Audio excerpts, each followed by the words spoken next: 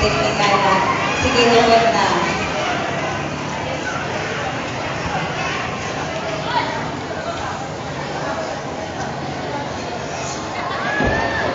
Relax.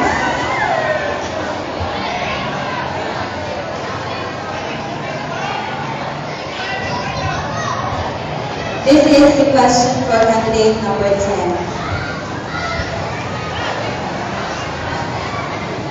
Our Philippine education is now implementing the K-12 curriculum.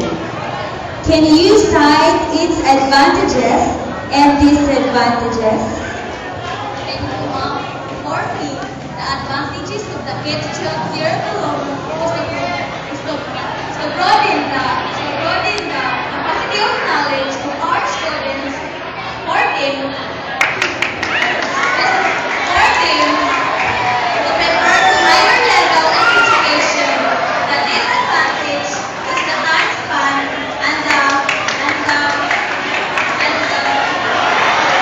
financial problem of the